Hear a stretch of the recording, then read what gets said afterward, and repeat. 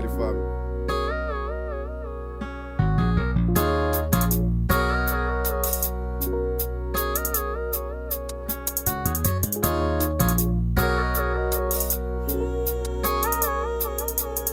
Roll through the hood, I see the same brothers. Ain't nothing changed on the block. Hustling, trying to survive, serving the king is such a shame. Cause where we live is hell. So many's dying on the streets, are locked up in the cell. When we learn, brothers chief and getting high absurd. Hanging out, smoking weed till the early morning. They need the Lord in their life, cause it's full of tears. And even if I have to die, I'ma reach my peers and let them know about the blood Jesus Christ shed. Cause if it wasn't for his mercy, we'd probably be dead. Or somewhere lost inside this world, wasting life away. To all my people, hold your head, cause there's a brighter day.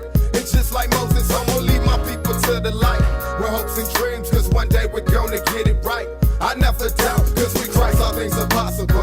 Avoiding all the criticism and every obstacle. One day, one day.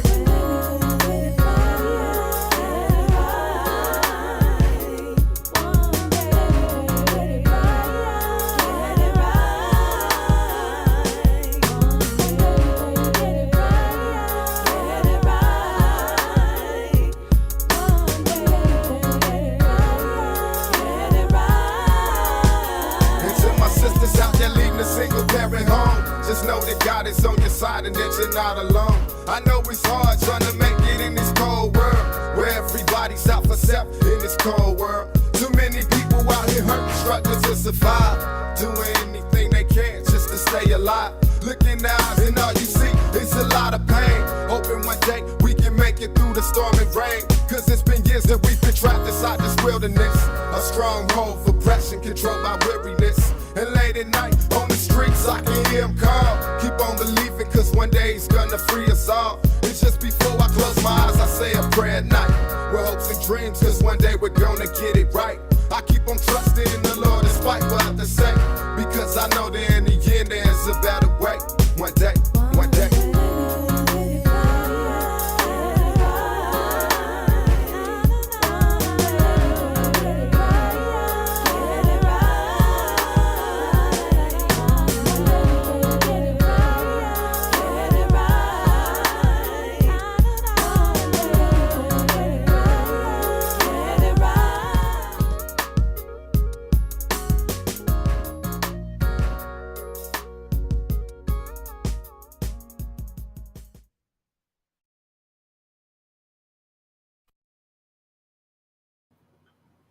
There it goes. So I wondered if that was going to pop on or not anytime soon. What's happening, fam? Everybody, come on board. We're going to talk about some things today.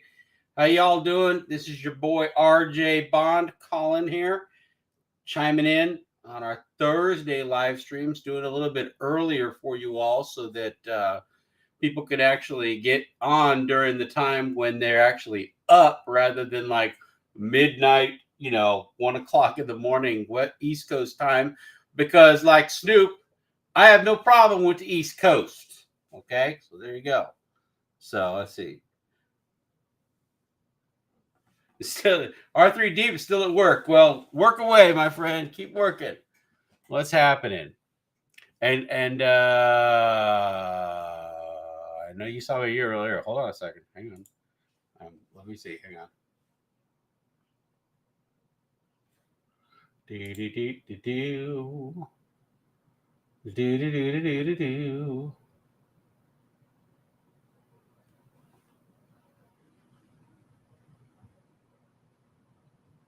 Yeah, I'm betting that's hold on.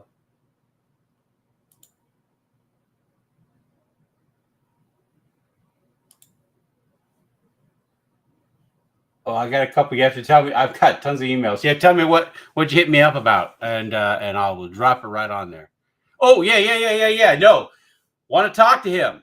So definitely, yeah. I did read that. I read that. Wrote you back too. That's the thing with RJ. Generally speaking, you get written back to, unlike a lot of these cats that just do the talking head videos. Now I got a beef for just a minute about it because. It's just we've talked about traveling on the road that's been paved ahead of you. And, it amazes me. There's a few talking heads out there they make, cheap $1.99 YouTube videos about it where it's just basically them talking, blah, blah, blah, blah. The interesting thing about it is that every single one of them that bring anything up, RJ's already brought it up. They're just feeding back and spitting back stuff. Yeah, they got their own take on it, and that's First Amendment. Everybody's got a right for that. But it's just as amazing to me. RJ gets the grand jury transcripts. Oh, somebody else got to get the grand jury transcripts. RJ get this on that. They got to get this on that. Again, the same people using my material, all that kind of stuff. And, what are you going to do? I guess it's a good thing to be a first mover on stuff, but, we'll see. So let me get some shout outs going here. We kick things off. You know how we roll. Generally, we're kind of a slow starting bunch, and then we get the momentum going, and we roll right to it. All right. The show is still sponsored to you by Dickies, and I don't have a cup. I'm going to get one today, I think. So what's happening? All right. Miami Vice says, I finally caught a live. Yeah, you did. How's that? That's great. Justice for Pac and Big. I finally caught one. Boogs, welcome to the show. Says, RJ, met a lot of the fams. Crazy. Are you saying you met a lot of them? If you did, that's great. I know that I have. Yeah, and that is fun. And R.E.P. Frank. Yeah, absolutely. Absolutely. Kansas says, hey. Shout out to you, my friend. All right. Black Jedi 23 says, let's go. I think you read about that. Let's see. So Miami Vice. Miami Vice says, RJ, have Kevin Hackey made any comment about the Keefe D arrest? Yeah. Hold on. Yeah and yeah. Well, actually, what his latest comment to me was about the Phil Carson interview on the dossier. So yeah, he hasn't made any public comment about anything, and I won't. I will leave that for him to decide if he wants to make comment about it. For sure, I think that he has his belief about who he thinks did it and why, and this may be a good day. I don't know. As far as Kevin goes, it may be a good day, but again, everybody speculates. It's kind of how it is these days. So no, he hasn't made a comment, but I'm sure that he's just like a lot of people that they're actually doing something is better than doing nothing, right? For sure. So, all right. Kazi's here. Yo, Kazi, what's happening, brother? You need to call in sometime and chop it up for sure. Okay, so what I say? So what you think about Keefe purchasing a gun that time of night? To say less, welcome to the show. I don't recall seeing that in any of the grand jury testimony. Are they saying that he purchased a gun? Did he go down to the local gun shop, down to the pawn shop and buy a gun? And if that's the case, where's the record of that? Because that would certainly be, if it was legal, that would be the way to do it. Other than that, the fact that Zip allegedly gave him a gun, what I think about it, I think it's a bunch of bullshit, like most of the things he says.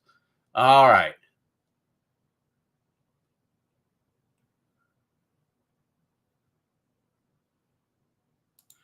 Justice says, I can't wait for the dossier to come back. I'm sick of Mike Dorsey talking shit. I can't stand him more than I can't stand Katie. Well, I mean, listen. Let him take a victory lap. Okay? Let those who think that they have secured victory in this case watch them gloat. It's okay. It's okay. Never been a black man wrongfully convicted in the United States of America, has there? Okay, never been that, huh? Never has that ever happened in America. See, that's why it doesn't discourage me one minute. I mean, even if, and it's a big if, even if Keith Davis were convicted beyond a shadow of reasonable doubt, okay, beyond a reasonable doubt, okay, these guys are just taking props right now because he got arrested, okay? Well, sure, and they may think that there's enough information, but even Kading himself has said that this is an unusual precedent because the only thing that he has is his own words to be used against him, and that's self-incrimination. So there's a word for that. It's called self-incrimination. Now, again, if he says, well, it was all bullshit, it was a made-up story, I mean, you got kind of a 50-50 shot. Just flip a coin. He's got a 50-50 chance of not being convicted. Now, that being said, if he starts to put out a theory that he was somehow coerced, that he was somehow threatened, that he was somehow held something over his head to be able to exert some sort of testimony in things, okay, there's a there would certainly be a oh, that's my train of thought. Somebody for reading the comments while I'm talking. What were we talking about? I just blanked. If D. Davis says that he was coerced into making his story, and then he continued to tell the story because he was still afraid of people and what their reach really is, that's certainly, and people are willing to pay him to do it. Why not? If you got to tell the story, might as well make some money off it, right? Well, let's see here. Kazi says, what was the interview with Phil Carson? That was the dossier where Reggie and Phil had a discussion. R3 Deep says, do you get along with Michael Douglas Carlin? Well, Michael Douglas Carlin wrote a book, and we did a movie together. I haven't talked to Mike in a long time. I'm not even sure what he's doing or where he's living right now.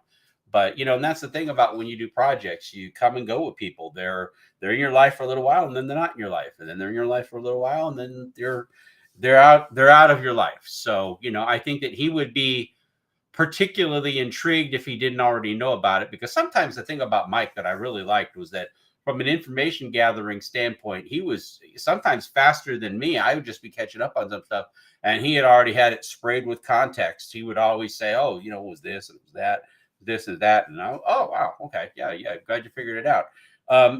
That was certainly good there, for sure. But I don't know what he's doing now, and I'm sure he's living his best life. That's the thing about it. Kazi asked, are gun shops open 24 hours in Vegas? I think everything's open 24 hours in Vegas, but I don't know. There would still be some paperwork and shit like that you'd have to do for guns to buy a gun. So let's see here. Oh, well, maybe that gangbanger person. There were no women testifying except for the pathologist, the one that was like the body examiner or something like that. So we'll do that. So well, yeah. So Kyle DeLisi, welcome to the show. So, I mean, honestly, New York Times story strongly suggests you understand. Sure, of course. This is our media. Nobody does any independent fact checking. Nobody bothers it. They just, oh, really? Like a freaking seal for a seal for a banana, or a seal for a fish. I should keep my context right. Seal for a fish. Give them a fish. They'll clap their wings. Let's give them that. That's your mass media for you. If you guys haven't figured that out, mass media is not interested in the truth. The mass media could care less about the truth. They care about two things: towing the company line and going with the majority rules so that they can get more viewership, because they don't want to take the minority position. They certainly don't want to take the contradicting procedure contradicting position, because then they might lose viewers. People might get incensed. What? You said what? And then they just, they don't subscribe, or an advertiser pulls out or whatever. So they're not interested. They're interested in whatever the machine is putting out, whatever the fish machine is feeding them. That's what they do. So that doesn't surprise me one freaking bit at all.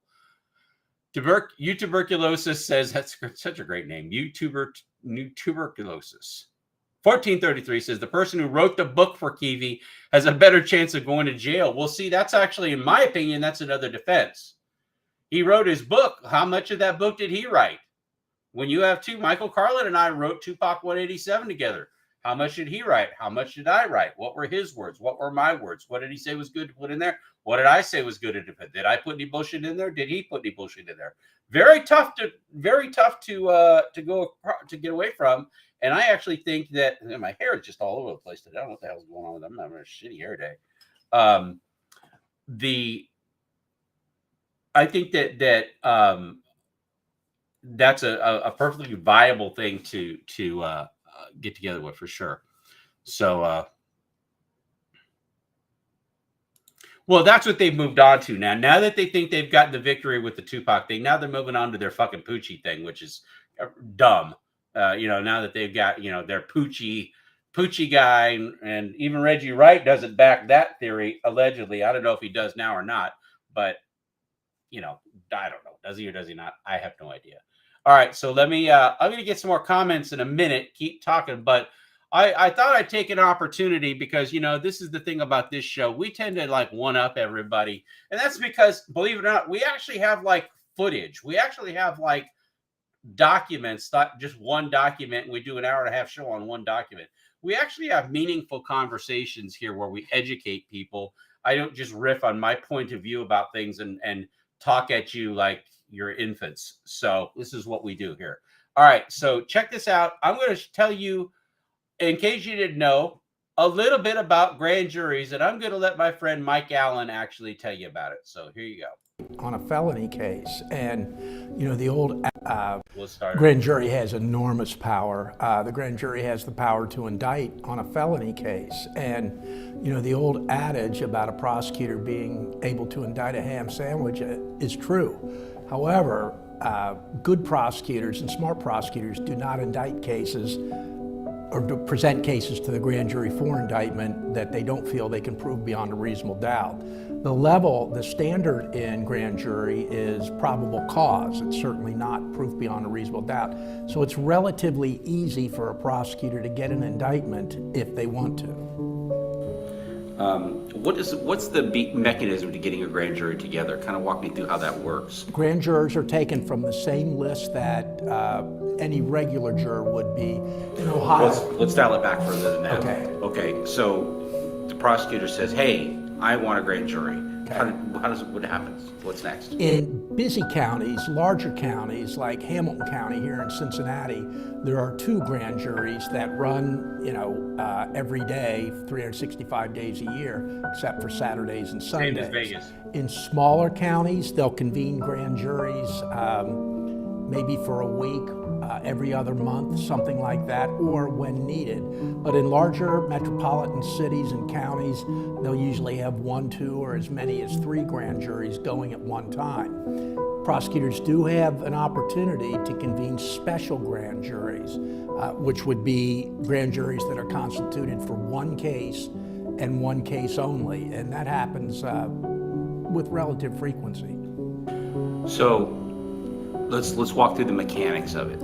Okay, so a prosecutor feels that it's a good thing to convene a grand jury. How does he have to go get permission of the court? How does that work? It's interesting because while the prosecutor has total control of grand jury, the court supervises it. When the grand jurors are picked, and they're picked from the voter registration rolls, and in some cases and in some jurisdictions, the voter registration rolls and Bureau of Motor Vehicles driver's license lists. At any rate, they're picked from the same list of people that petit jurors, regular jurors, are picked from. They're convened at the courthouse, sworn in by the presiding judge of the Common Pleas Court, and then the grand jury room is in the prosecutor's office, the room where the grand jurors meet. It's much like a conference room, a large conference room. The only people in the grand jury are the grand jurors, the prosecutors, the witnesses, and in many cases, court reporters. If there's not court reporters, they're electronically recorded. So it's a secret proceeding, it always has been, and it's a proceeding where the prosecutor's pretty much running the train. Do you have to ask permission of the judge or of the court to convene a grand jury? I mean, how does that, or is it just a matter of filling out a form? What does it work? You do not have to get permission of the court to convene a grand jury. grand juries are running, 5 days a week, 365. Let me do that again. That's okay. Well, what I'm looking for too, so is most people don't even understand. Hey, let's go have a grand jury. They don't. Yeah, and so that's what I'm trying to get to. I'm trying to get to when a prosecutor decides to convene a grand jury or decides that would be a necessary tool, then what does he do? Okay. That's what I'm looking for. So maybe we could start with when a prosecutor decides that a case is worthy of a grand jury. Let's kind of take it from there. When a prosecutor decides to present a case to grand jury in most larger jurisdictions, that grand jury is already there, and they can present that case to the grand jury. In a smaller jurisdiction where perhaps the grand jury is not convened, the prosecutor can convene one. All he has to do is notify the presiding judge of the common pleas court. Even in situations in larger jurisdictions, a prosecutor can convene what's called a special grand jury to consider one case and one case only. And prosecutors use grand jury as an investigative device, because you get witnesses into grand jury, they're under oath, and you can ask them questions under oath, and it's an investigative tool as well. Stop right there. Okay. Okay. And what I want to do is scoot just a little bit over there. Okay. Okay. What I want to do is let's talk about the subpoena power of the grand jury. Okay. Sure. Grand jury has subpoena power, which is an immense power that the grand jury has. They can subpoena witnesses to come before the grand jury and testify under oath. And that is a very powerful tool that the prosecutor has, because you get somebody in there, you put them under oath, they're stuck with their story at that point. Then you have it down and you have it under oath. So prosecutors use that power quite frequently. Is it easier to convene a grand jury than to not convene a grand jury? Is it a fairly kind of low barrier to putting together something? It's not like trying to prepare for a court case if you convene a grand jury. Well, let me ask this. Is it something that a prosecutor can do fairly easily, put a grand jury together, versus, it's this whole ordeal to try to put a grand jury together? Is it easy? Is it something that we shouldn't look at as a barrier to say, well, why not? Prosecutor has basically no barrier to convening a grand jury. It's part of the prosecutor's job. It really does not take much of anything, either mechanically, legally, or any other way, for a prosecutor to convene a grand jury. That's what they do. In many cases, the grand jury is an ongoing thing in larger counties, and it's very easy for a prosecutor to convene a grand jury. Okay, awesome. Okay. All right. So let's talk about the differences between mandatory prosecution that they have, like in Germany, and discretionary prosecution. Let's dumb those concepts down. And that was in your materials. I'm not sure. Can you tell me what you mean by mandatory? Absolutely, sure. In Germany, Italy, mandatory prosecution. Well, we won't talk about mandatory prosecution, but voluntary versus mandatory prosecution. I hope that you liked that little ditty, no pun intended there, about a grand jury. And if you have questions about a grand jury, certainly a good time to ask them. I will get some questions here in just a quick second. I'm looking for one other thing, just in case you all didn't. Let's see here. Excuse me.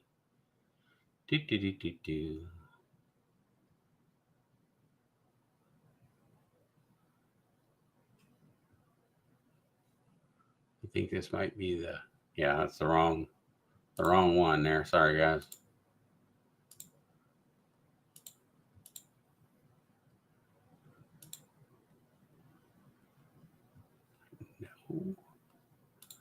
I'm looking for I'll just play the video off the monitor, I suppose. Okay, well, we'll just do it that way then. I was going to hook it up, make it all nice and pretty and unfriendly and all that kind of stuff, but I'll just play it this way.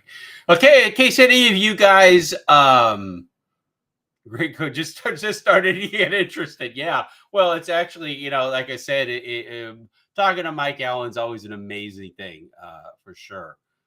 He's a good dude and always a great conversation there. So, all right. So if any of you didn't see, here's a little bit of celebrity guest appearance from our friend and fellow of the show, ladies and gentlemen, introducing Mr. It Was All Bullshit, Keith Davis. Funny thing, he kind of walks like that anyway. Mr. Giacomo and Mr. Palal are here on behalf of the state. Mr. Davis, sir, have you retained counsel to represent you in this case?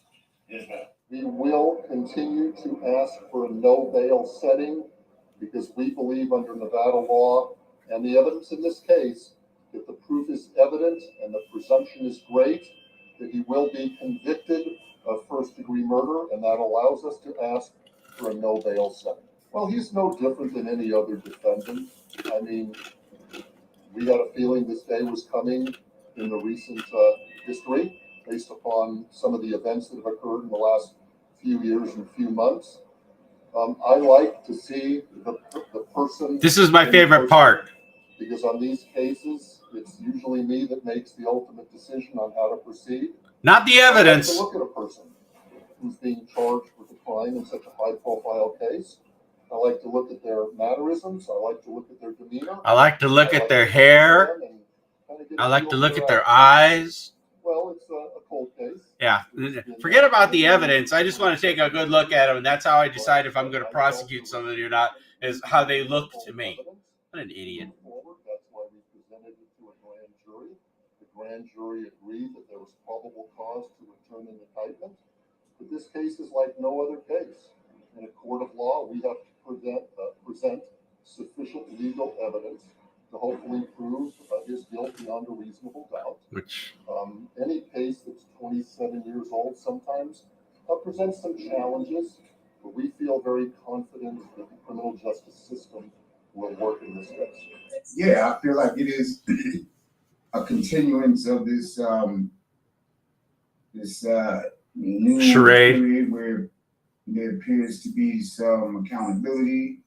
There really wasn't too many. There wasn't no surprises. I thought they might mention what they were going to do about bond, but yeah. This is going to be a long process. We're going to see what's going to happen. what they're going to do about bond? Oh, you mean his bond? I'm just braced for whatever's next. Correct. I feel law enforcement hasn't cared for a long time.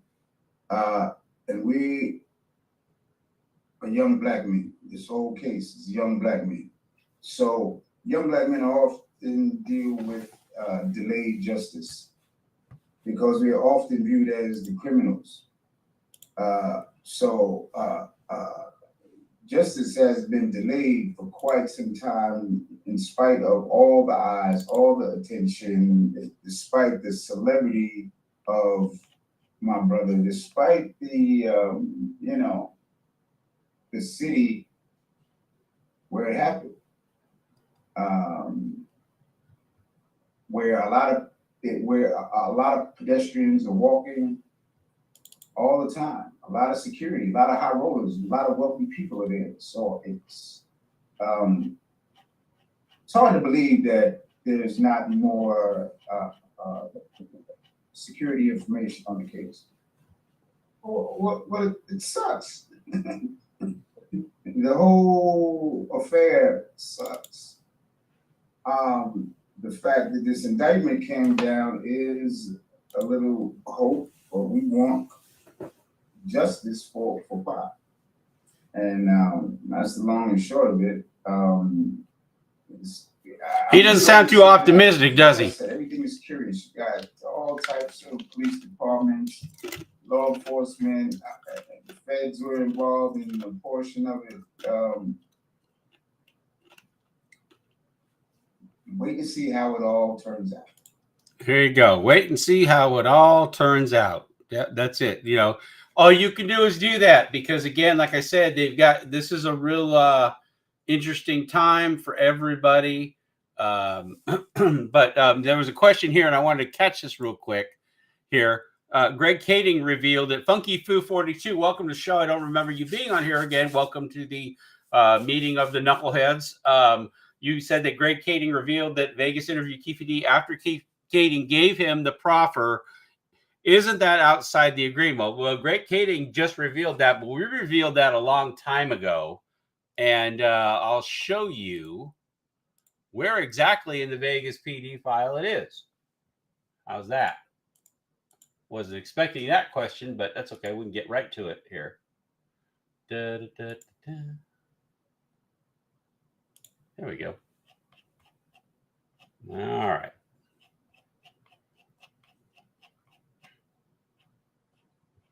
All right. So here you go. He was interviewed September 9th of 2009. He was interviewed by Vegas police back then, within probably, I would say, 3 weeks from the proffer session. And here's the scoop about it, guys. I mean, let's just be matter of fact about it all. If they interviewed him and they had enough to give him, then he interviewed with them. So if he confessed to them, and it's a confession on the record with the police, then I don't know why they would worry about a grand jury testimony. If somebody's going to go into the police station and they're going to confess to a crime, that's a whole different thing than watching a bunch of YouTube videos and saying that they have it. If you're watching the police said I did it, but you got to remember something here. And I'm gonna tease you with some historical fact.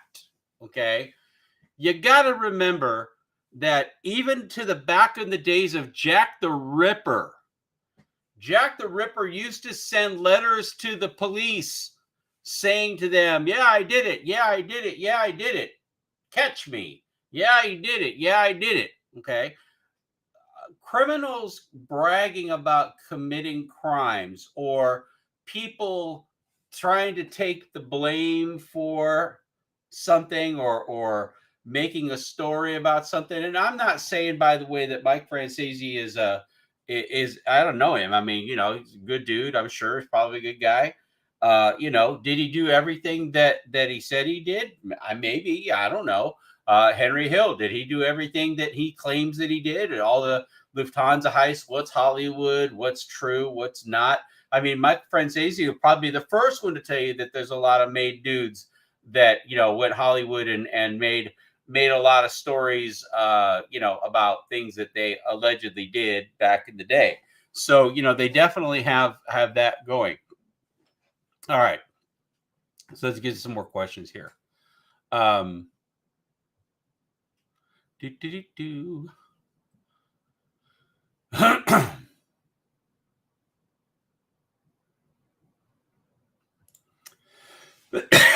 Excuse me. They want to know who was involved with the Keefe book and possibly waited so long because they wanted to see where the money trail led to for the confirmation. Could be.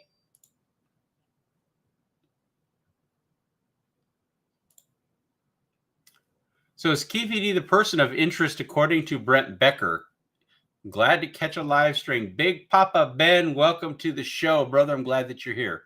I mean, honestly, I don't think they considered Keith Davis to be a person of interest. The new Vegas crew is saying the old Vegas crew didn't know what they were doing. So, kind of lead at that there. All right. Good question. Well, there's no footage of Keefe D, Big Dre, and Terrence Brown, only because they were probably well, what's interesting about that is that you would think that MGM would have preserved all of their footage from that time, especially because, let's say it took Vegas 3 or 4 days from the shooting to figure out that it was somehow tied to the MGM, if that's what you believe, or if that's what they believed. They would try, I would think they would tell MGM, give us everything you have from every floor, every possible camera angle from everything for the 24 hours surrounding the fight, because anybody could come or go. I'd like to know Who walked Orlando Anderson into the building? Who walked him out of the building? I'd like to know everything that happened and reconstruct the series of events from there. If you're on your job, that's what you do, and you go and you get that information from them. So when if it were me, Vegas PD would have that.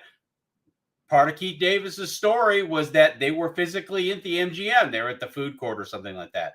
They were physically there. So there would be camera footage of them at the food court or at the MGM, milling around doing whatever Crips do when they're milling around. So you bring up a great point, Kayvon Wilson. Greetings and welcome to the show.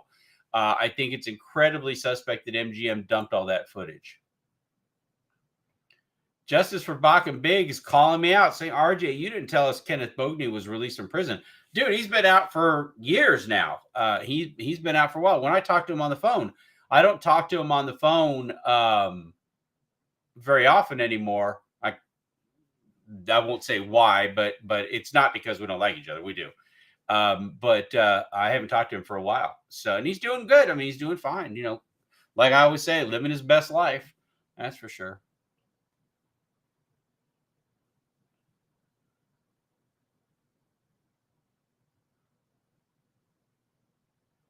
Let's see what they see. What Kayvon says. No gang members from Cali just shoot through their car doors, then spray the whole car.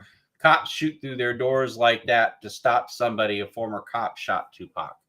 Well, you know, Kayvon, I'm putting together what you're saying. I'm reading what you're saying. You could be right. In the absence of Orlando Anderson, then who? That's the big. It's kind of like the presidential debate candidates. If the top candidate goes out of the way, then who's the next one to step up? Who fills in? So, you know, it could be. Now, I think it's interesting you mentioned that because there was one cop that shot through his car door. Remember, that was Kevin Gaines shooting. Wasn't that Frank Liga? Didn't Frank Liga shoot through his car door at Kevin Gaines? Didn't he do that? I think he did. He shot through his car door. So, you know, good point.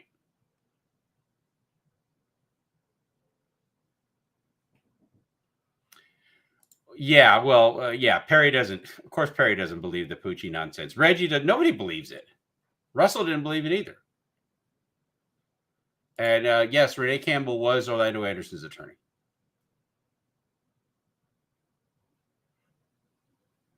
Okay, so I mean, I get 100 emails asking this question. If the grand jury calls for you to testify, well, the grand jury is not going to be just the regular jury at this point. Grand jury's done. They're all done. So it would be the attorneys for the defense in front of a regular jury for a jury trial. And the question is, if they called on me to testify, I mean, if the defense called on me to testify, because the prosecution does not want me up there to testify, if I'll tell them what I know and I'll tell them the truth. Sure. I'm not going to be opposed to it. If I get subpoenaed, I get subpoenaed. I show up and I go. That's it. And I agree with you about the news outlets that they should be calling. But yeah, I agree 100%. Okay. All right. Well, no, and I did not see Yasmin call out Napoleon earlier on social media, but she should. I mean, you talk about people that were crime adjacent. It was his family member that shot Gaddafi. So, there's definitely something going on there. Loose Can 88, play. What's happening? Welcome.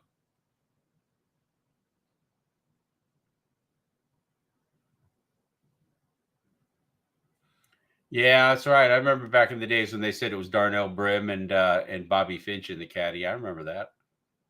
Let's see here. I buy houses. Greetings. I'm catching up a little bit because we were doing the video.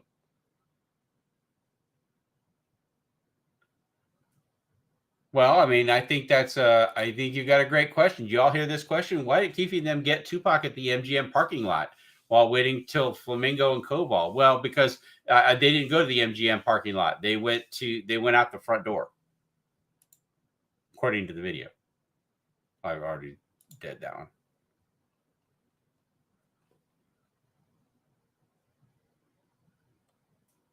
Yeah, I think Loose Can 88. I think that Mo Prame, is keeping his cards close. And I don't blame him. I don't blame him.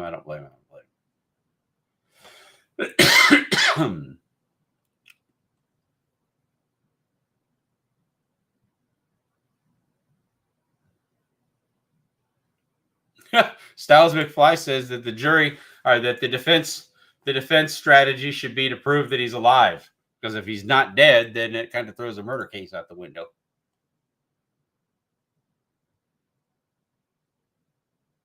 No, I don't think Big Meech was involved. Just my opinion.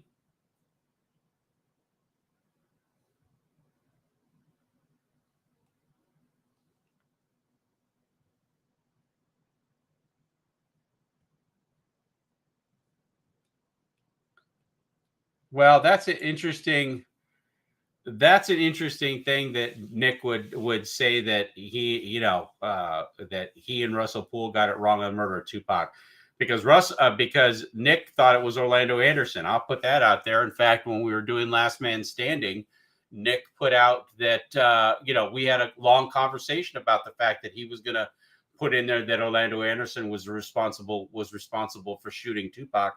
And, because of what I've believed over time, and we were working together, he compromised, and the narration now says some people believe, not most people, some people believe Orlando Anderson did it, and I was fine with that. He actually was one of the ones that actually believed that. Now, Russ Poole he had his own belief about it, and somebody asked earlier about what he thought about Keefe D. He thought Keefe D was a bad dude. He was a drug dealer, had a lot of things going on there. Never considered him to be part of the operation to kill Tupac. He's, like I said, there are some people that go along to get along. Some people will just go the way the crowd goes because that's where the money is. That's where the continued notoriety is. I mean, I'm not saying anybody's disingenuous. I'm just saying that, when you're in the Hollywood shuffle, do you really have to make a comment at all? And if you're going to make a comment, really, who cares?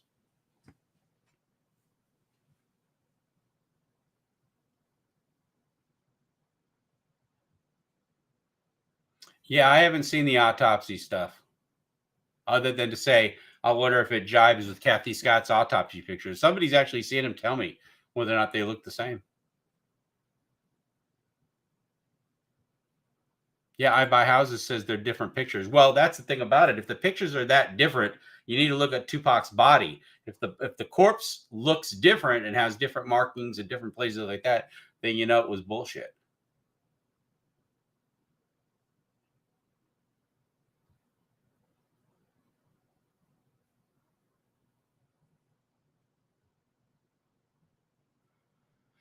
Huh.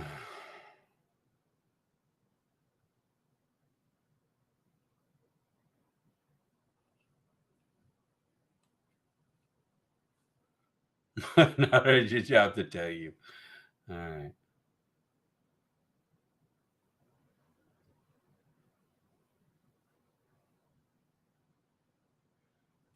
Loose Can 88 says, play. It says Orlando fired and killed before. Well, really?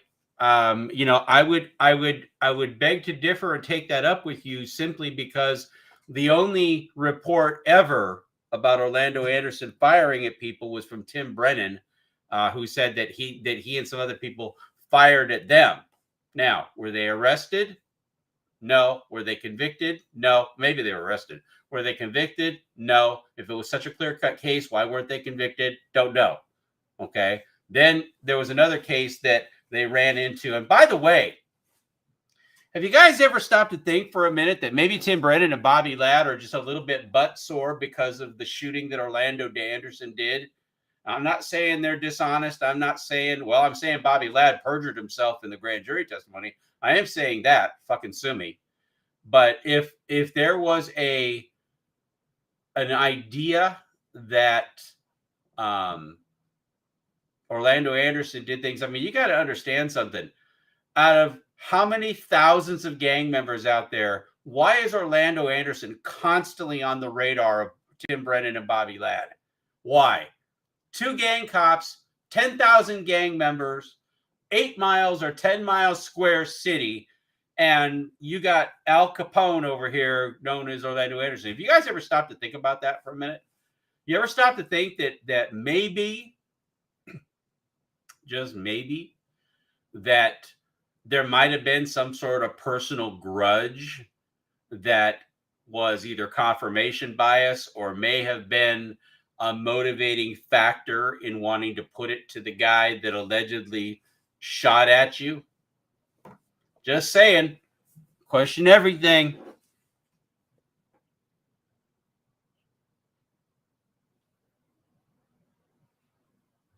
So, Arnaldo Lavezzi, greetings and welcome to the show. Glad you could be here.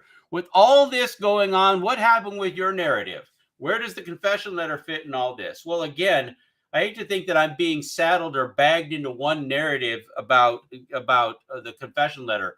I'm saying it's everything but Orlando Anderson and Keith Davis. I'm saying anything will do, okay? Because I don't believe it's them. I don't believe it for a minute that it's them. But the thing about it is that if you're looking at it and you're saying, all I'm doing is putting out an alternative theory. Do I think it's the be all end all of things? I don't know. I mean, there's a lot of squares that fit in square holes, and a lot of round pegs that fit in round holes in it.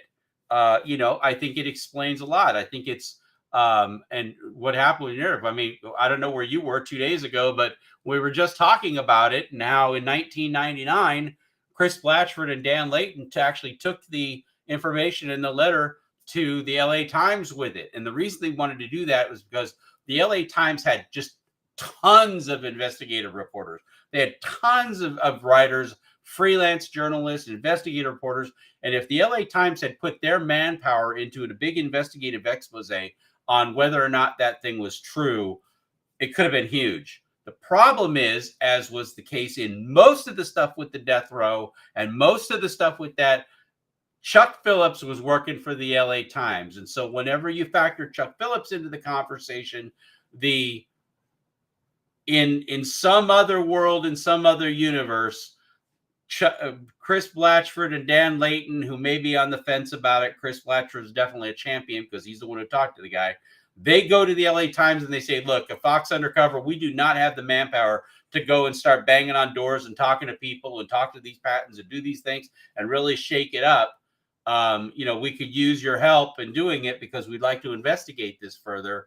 And in that other world, in another time, perhaps Chuck Phillips might have actually entertained them there as the guy who was writing the most about Death Row Records and was actually on Death Row Records, quote unquote, payroll, writing a bunch of narrative things for Death Row Records. So if those guys took it up to them and he poured cold water on it after a phone call saying, hey, by the way, okay, so here's the problem I have with it. How do you know Reggie Wright Sr. didn't know who patents were? Tim Brennan and Bobby Ladd knew who they were, wrote down Danny Patton, at least not Malcolm, but Danny Patton down in his own affidavit. You looked at it, you saw it. Tim Brennan knew who Danny Patton was. Enough that out of the thousands of gang members, again, thousands of gang members in a 10 square mile area, they boil it down to the dirty dozen. You got 10 people out of 1,000 gang members in Compton, even back then, probably more then than now. And these guys are going in there and they're identifying a handful of people that did this, that, or did this, that, and it's on the radar. Danny Patton was also on that same radar, which means they knew who he was. Okay? They knew he was a Loiters Park Pyru. Okay? So let's say, for argument's sake, in another world, in another time, in this story fantasy world that doesn't exist, that you're a guy putting together a plan using gang members to do a shooting that you've organized and put together and have it all worked out. And you get away with it. And then one of the gang members rats out. One of the people that you know is already in your narrative, already in your story, rats out and threatens not only to expose you and your people that may have been involved, but also throws cold water on the other narrative just by virtue of that they exist. That they exist. Just by virtue of that. I mean, I'm asking people to just use common sense here, okay? We don't have to be in any big grand conspiracies or anything like that, okay? If there was such animosity between the Crips and the Bloods, okay, and Trayvon Lane didn't take out and exact any revenge, okay, on anybody, okay, was it really that important? Was it really that important that for months in this gang culture where they, you read the grand jury testimonies, oh my God, revenge and retaliation is everything. There are so many holes in the story, so many holes in the narrative that a third grader could poke holes in that narrative, okay, about the whole chain snatching. And they couldn't even get it right in the grand jury, which, trust me, that's going to be a major, major reconstruction problem. Okay. There's no question that Tupac got into it with Orlando Anderson at the MGM. We got it on tape. The question is why and how do you link back the events that happened later to him? How do you do that? Oh, you listen to Tim Brennan and Bobby Ladd. They're the only people that said it. They're the people that put that whole thing on the map and tied it together. Now, did they tie it together in another world, in another time, in some fantasy universe? Maybe they might have tied it together because they already had a guy on their radar. Oh, look, guess who was in Vegas? Orlando Anderson. Oh, he got his ass kicked. Perfect. Okay. Now, but if you are Danny Patton in another world, in another time, in a fantasy land that doesn't exist, and you decide, you know what, I'm going to cash in and get some money for it. We got the murder weapon and all that. And you tell it to Fox. Fox takes it to the Times, takes it to Chuck Phillips and says, we got the murder weapon. It tried to be delivered to us. We know who the three people in the Cadillac are. And they said three, which is really interesting. We know who they were. And we think, and by the way, these are journalists. These are top shelf guys. These are not just YouTuber X and YouTuber Y who think they have some sort of freaking YouTube channel to go. These are major network television guys that went to another major news publication because they're peers. Don't you think that if Chris Blatchford didn't believe it, don't you think that if Dan Layton didn't believe it and thought it was a bunch of horseshit, would they go to their peers at a national news organization? At least LA. They're all both well known in the LA area. They're both legends in the LA area. Chuck Phillips was for a long time. Chris Blatchford remains so even after Chuck Phillips walked away in disgrace. But they're both known. So if you have these guys that, and this is what I keep going back to, if you have these guys who believe it so much as professional journalists that they're willing to take it to their peers who could easily laugh in their face if they took a piece of shit to them. Think about it. If Chris Blatchford thought it was a piece of crap, why did he go to the LA Times?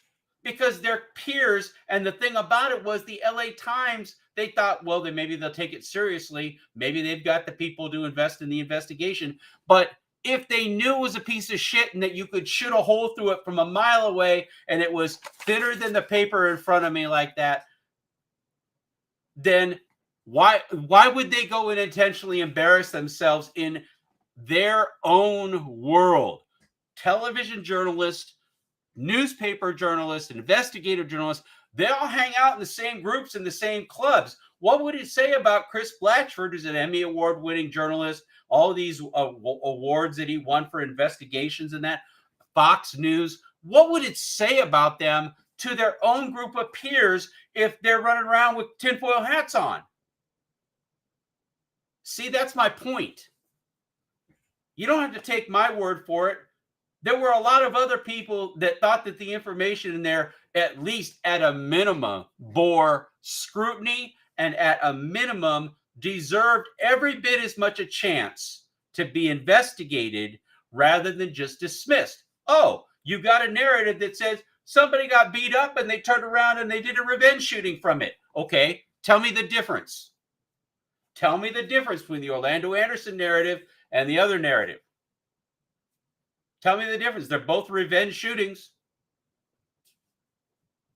Okay? Now, you may choose not to believe it because somebody told you something, or you have an association issue with Robert Surya. Well, why don't you get the freaking association out of your head for a minute, clear your brain, pour some baking soda in it, and wash it out, because Chris Blatchford and Dan Layton took it to Fox News. And moreover, Chris Blatchford took the time to call Frank Alexander and Heidi Sigmund Kuda and talk to both of them about it. And they called Vegas police. Okay? Now, Vegas police isn't doing anything, then they're not doing anything. And that means anything. They're not doing anything. Okay? That's it. If they decided they're not going to work the case, they're not going to work the case. It doesn't matter if you said the man on the moon is, or you had all the evidence of the world. They're not going to work the case. But my point is, if it were such a piece of crap, Chris Blatchford would not embarrass himself and go to the LA Times with it and ask for their help. Dan Layton wouldn't have done it. Now, I think what happened was they got blown off. Okay? They got blown off because maybe in a world that doesn't exist somewhere in fantasy land, that, you know, another time in another place, maybe somebody might have made a phone call to somebody else and said, hey, guys, I got 2 guys from Fox Undercover here saying that a gang guy you might know was actually involved in the murder of Tupac Shakur, and they seem to have all this information, and you know, what do you want me to do with it? And to which a publicist or an insider or someone who might have a reason to be involved or be implicated might say, kill it. Might say, it's nothing. Don't worry about it. Don't worry about that thing. It's nothing. It's nothing. Don't worry about it. That they say that. Okay. So, what are you going to do? But, you know, to say that what happened with the narrative, you know, it's not my narrative, by the way. Yeah, we put it out there as an alternative, but it's not necessarily my narrative. My narrative is, I don't care who it is, it's not that guy.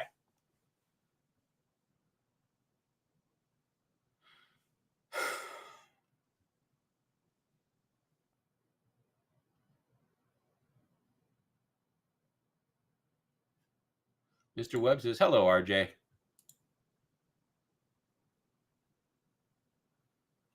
Well, no, actually, the truth is, Miami Vice, the truth is that he did do Art of Dialogue, and he did a couple others. But see, the big thing that they got him was he went on BET on a Tupac special, and he said the same thing he said on those other things. When it became national broadcast television, suddenly they decided there was something more of substance. I don't know why, but they decided there was something more substantial than anything else. So, and guys, do me a favor, get it out of your head that this is some play to get Puffy. They're done. Puffy can't be tried. He can't be arrested. He can't be convicted because they accused Keefe D of that. There's no proffer session at this point that they'll drop the murder charges against him if he rolls over on Puffy, because they can't charge Puffy. There's a thing called double jeopardy. Look it up. Do your homework. Okay? They can't do it. So, you know, I don't know what it is that they would do, and that's the problem with it. Now that they've charged Davis with this, there's a lot of people right now that are very, very happy.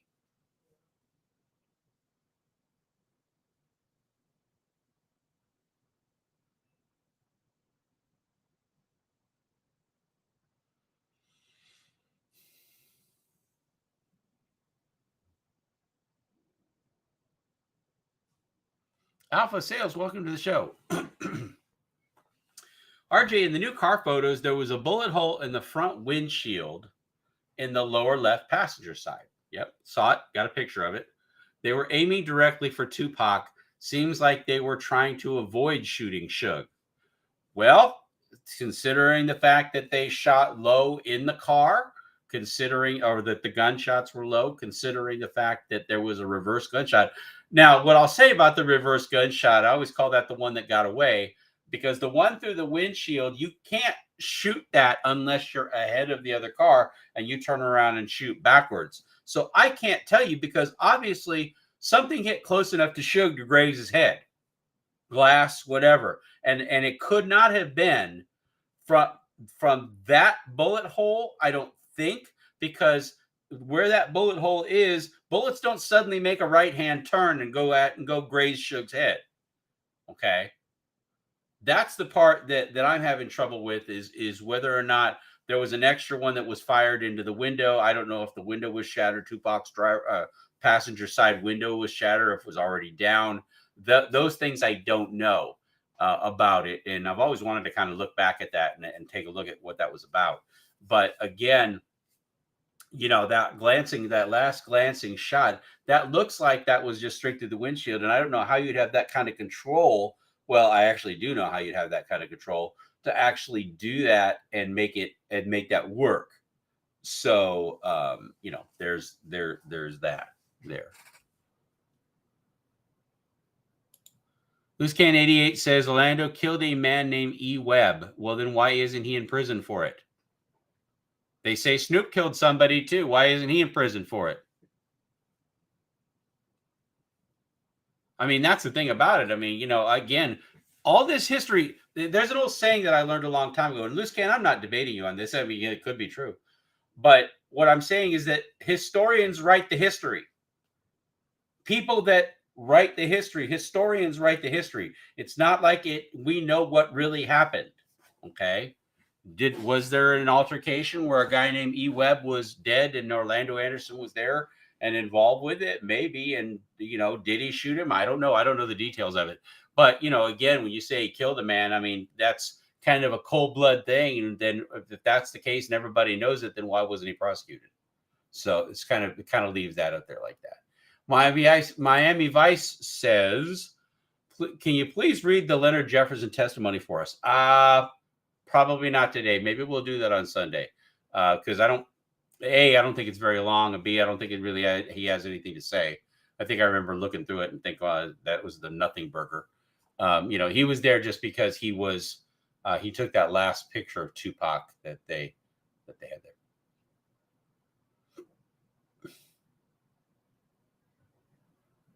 Come back to Puerto Nuevo. Holy macaroni, lobster for you. Puerto Nuevo. I haven't even thought about that for a long time. But Puerto Nuevo was fun. When I shot Titanic, that was always a move to go down to Lobster Village there. Absolutely, Arnaldo. I would love to take you up on that. That's a great thing there.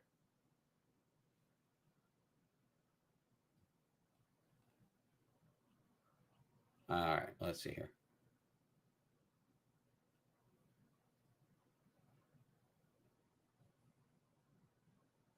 Well, see, here's the thing about it. Okay, Pac and Big, here's the thing about it. He says, I don't believe Orlando shot at him.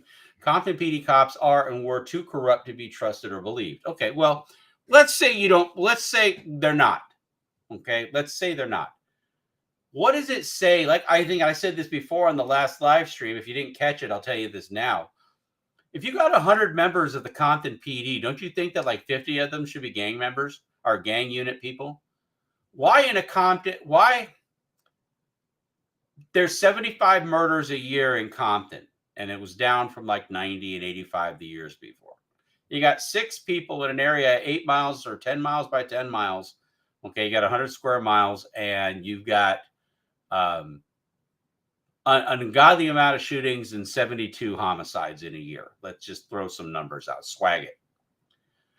Why do you only have 2 gang unit people? Gangs are the biggest problem in the city of Compton.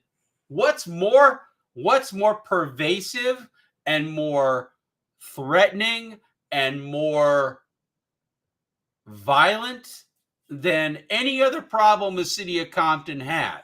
And that's the gangs. So what do? You put 2 people on it. Well, they'll say, well, patrol helped us out. No, they said the patrol gave them a hard time. They kind of played good guy, bad guy, and they were the casual cops. Okay, they were the friends of the gang. They were the casual guys. So, I'm not buying it just on general principle. I mean, Reggie Wright Sr. was also part of the gang detail. Okay, but I mean, I mean, what's the accountability there when you really think about it at the end of the day? Okay, you got a guy who's a lieutenant in the Compton Police Department. He's next to the captain or next to the chief of police.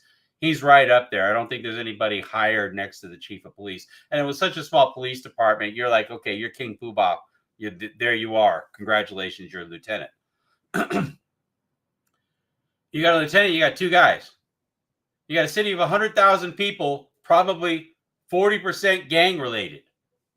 So that's 40,000 people. Even if it was 20,000 people, you got three guys assigned to it. Well, something's happening to the money. If Compton's supposed to be paid to deal with the problems and they spend the money that way and they don't spend the money where it's supposed to go, there's other problems there. But we talked about that in Assassination 3.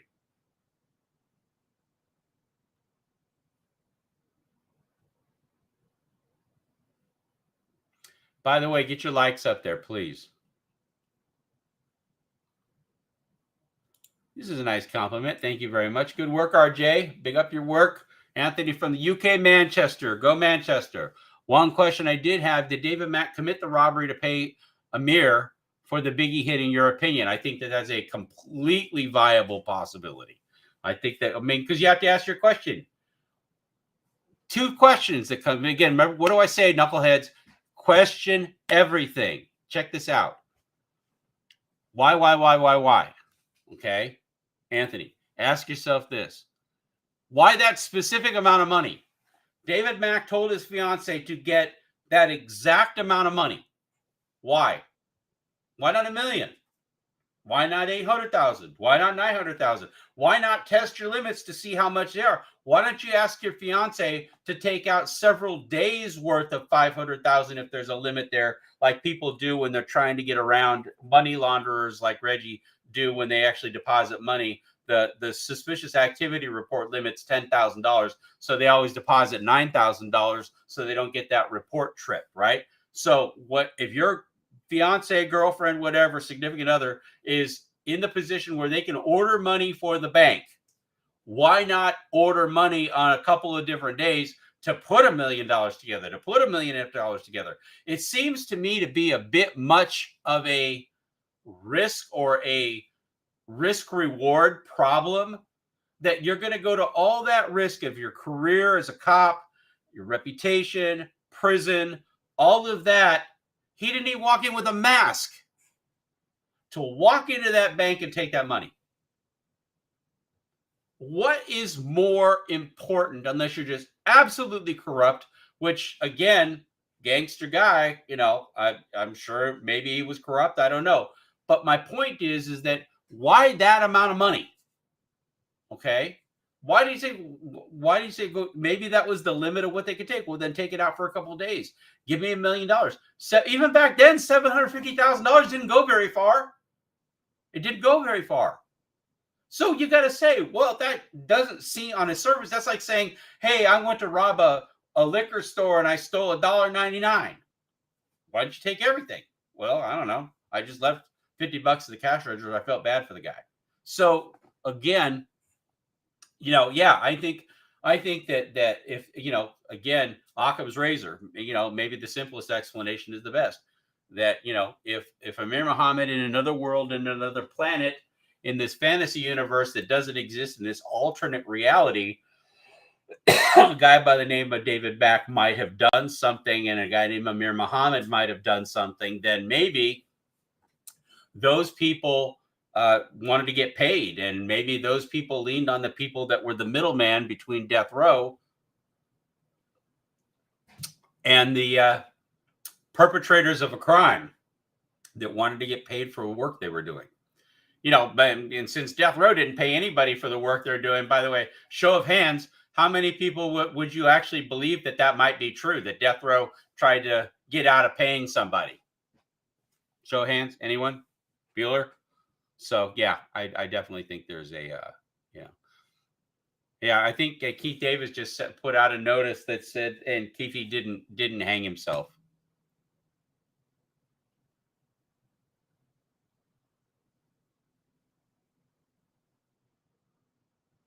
Well, yeah, Kayvon, you've got a lot of really good questions. Let me just put it out there to you like that. You got a lot of really good questions. And I don't disagree. I don't disagree with you. Whatever happened to a Compton cop? Oh, yeah, whatever happened to a Compton cop?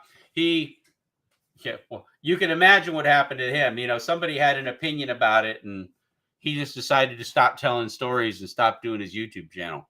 You figure it out. It's kind of a rhetorical question.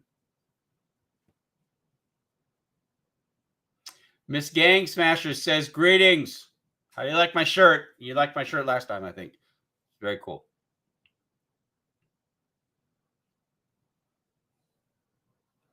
Loose Can 88, I'm believing to believe the whole thing was a bunch of bullshit. Yeah, I think it was a bunch of BS. Well, here's the thing. There's no police reports. And by the way, you're talking about a few months. You don't think if there was a police report that had been filled out, let's say, okay, I love this part. Knuckleheads. Let's suppose for 1 minute, put your thinking caps on for a minute. Let's suppose for 1 minute that the narrative that we heard in the grand jury testimony is true and that they tore that footlocker down. They deconstructed that footlocker, just blew it up like an atom bomb. They just tore it to shreds, okay, to the point where they're going to have to get that. And apparently, I don't know, there's even a version of the story that say that the sheriffs were called and there were too many gang people and not enough sheriffs, so they just ran them off. That was the grand jury testimony. Listen to me. If there had been that much damage, the property owners would have had to file all kinds of insurance claims. So there would have to have been a police report. And why do I say that? Funny, in Tim Brendan's affidavit, there's no police report to prove the entire Lakewood Mall thing. Usually when you file a police report, it's like evidence that there actually was something that happened at that time. And just having the Lakewood PD or the county sheriff, whoever responded to this complete obliteration of a footlocker, because clearly if one got obliterated, they're going to need to have a police report. Let's just be honest. Let's call it what it is. That's a fact. You're going to have a police report. So you mean to tell me that between month whatever, April, and month whatever, September, that this footlocker thing happened and that the sheriffs came out, Lakewood came out, and there's no incident number? Because if they don't write a report, and this is going back years, long before that I knew that they either write a report or they write an incident number. And an incident number is a single line, responded to a footlocker gang altercation. It's got an incident number. Why wasn't that incident number in Tim Brennan's report if it was so important to talk about the footlocker and that was the whole motivator for everything that happened after that? Why was it? I mean, it was only a few months between incidents. It's not like Lakewood PD had destroyed all of their reports. It wasn't like it was 10 years later. They say, well, we don't have, those were archived and we burned up our archive stuff after 10 years because we destroy all our old archive stuff. Wasn't like that. Wasn't like that. So when you look at why is there no police report? Lakewood PD police. If you're basing your entire narrative on an affidavit of search warrant, if I was a judge, I would have said, wait a minute.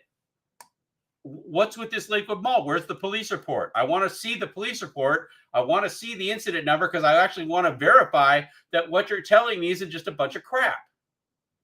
No Lakewood Mall police report. You know, I credit my buddy J-Mix for bringing that one to the forefront because there isn't. Okay, they didn't include that in the search warrant. See, that's called evidence. You know, I guess people don't care about that anymore. But that's actually called evidence. If you have a police report that says 5 or 10 black males confronted 5 or 10 other black males at the Foot Locker and much destruction was done, $50,000 worth of shoes were taken out of their boxes, or, you know, people ripped some stuff off, whatever. You're going to see it in a police report. So the smart thing to do would be the boys from Compton to call across the road to the boys in Lakewood and say, hey, I heard that there was and by the way, this is the great detective work of Tim Brennan and Bobby Ladd right here.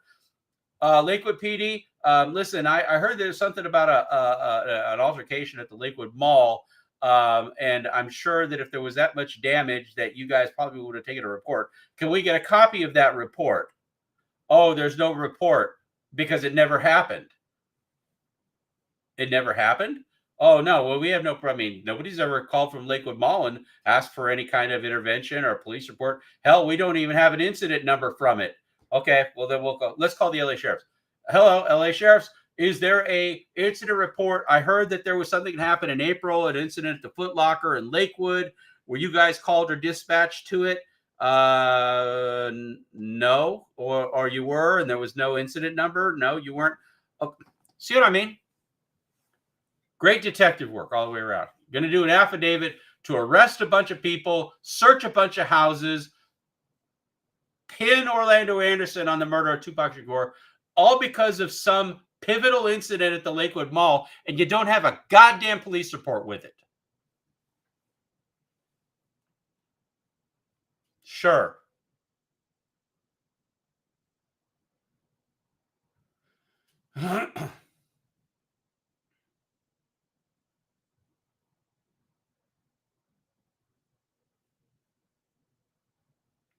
Buffalo Bill, no, I do not think Tupac had a body double in Las Vegas that night. Frank Alexander would have known about it. I mean, he's freaking bodyguard. He's standing right next to him the whole time, okay? If it was a body double, Frank Alexander and I were best friends on the planet. If there was a body double, you don't think we would have run with that with one of our documentaries if there was any truth to it? I mean, hey, listen, I'm a lot of things, but I'm also a documentary filmmaker, and I like to make films that people like to watch. If there was such a thing as a body double, and Frank Alexander, his own bodyguard, would confirm that there was a body double in Vegas that evening, you don't think we'd have run with that? Please. Oliver Dean giving out props. Thank you so much, and welcome to the show. Yeah, I know I'm a little behind here, so. Well, I think he did make a deal. Jimmy Parson, greetings, Jimmy Parson. Welcome to the show. And CM, by the way, I'm new here. So is this guy, okay, hold on. Jimmy, I'll get to your question in a minute. All right, so I'm new here. CW, welcome to the show. So is this guy Tupac conspiracy theorist? Okay, so how do you define a conspiracy theorist? Do I have a theory about what happened? Sure, doesn't everybody? Even the Vegas police have a theory about what happened. Okay, is he a Tupac conspiracy theorist? Well, it depends on what you mean by that. So you can clear up what you mean, and we'll answer that question for you. Okay. I mean, I'm a Tupac factualist as far as I'm concerned. I don't buy into conspiracy theories. I don't even buy into parts of the confession letter because I'm still waiting to have that proved. Until it's proved, like, for example, can we put Little Half Dead in Reno, Nevada? Not yet. Maybe we will, maybe we won't. Can we prove that the Outlaws beat up Little Half Dead? Maybe we can, maybe we can't.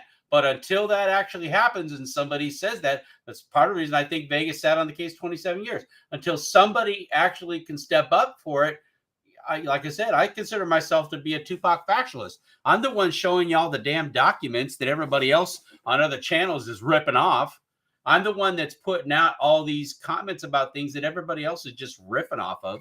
So, yeah, I mean, let's do that. All right. So Keefe's been confessing to be involved because he made some type of deal years ago to do so, to push the Orlando revenge narrative. We all know Orlando didn't do it. Neither did he. Well, he made a deal. It was called the proffer session. Okay. That's the deal that he made. He believed because he had reason to believe. I mean, it's kind of like saying, if a person runs around writing a bunch of bad checks and the cops come up to him and says, "We know you wrote a bad check." Who, me? Yeah, you wrote a bad check. Oh, okay. So what we're going to do is we want you to talk to us and make a proffer deal, and then you could tell us about all the checks that you wrote, and we're not going to prosecute. But by the way, also this other thing. Okay? That's kind of how I think it went.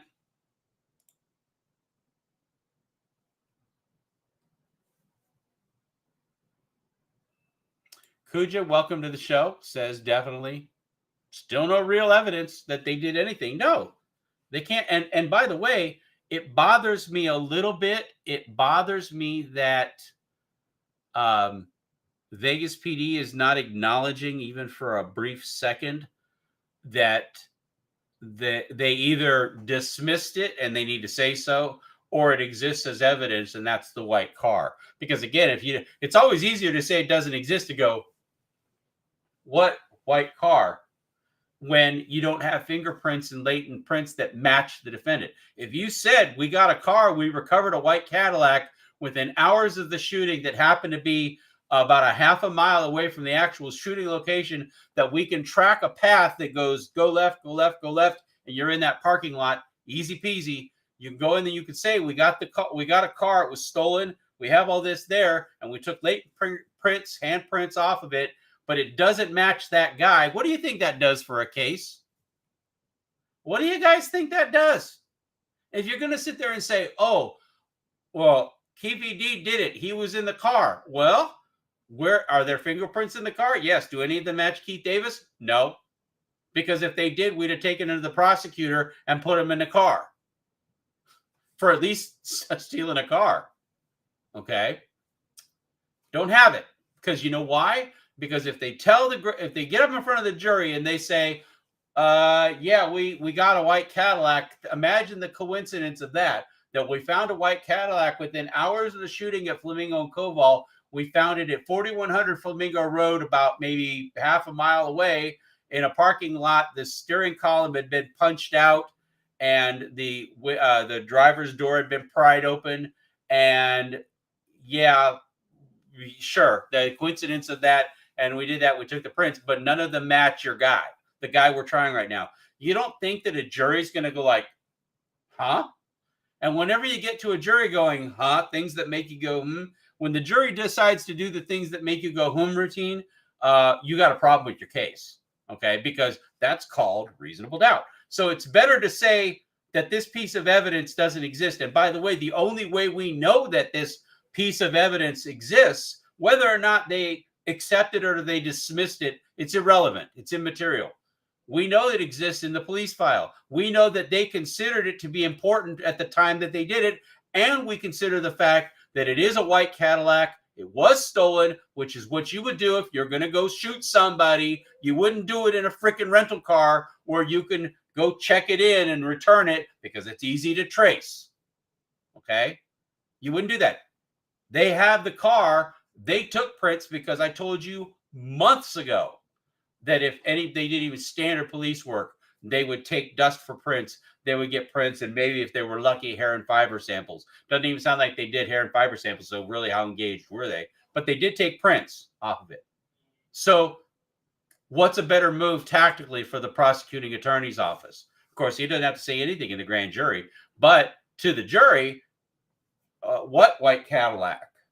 Because, see, it's in the police records. The defense doesn't get all the police records. They don't get the police file. They don't get to look at the police file. They get to look at the evidence that the prosecutor is going to put forward. That's all they get to see. Maybe you guys don't know that. Maybe this is something new that people don't understand. Okay, here's the bottom line. When you're up for a trial, you see and you get to challenge the evidence that the prosecutor puts out against you.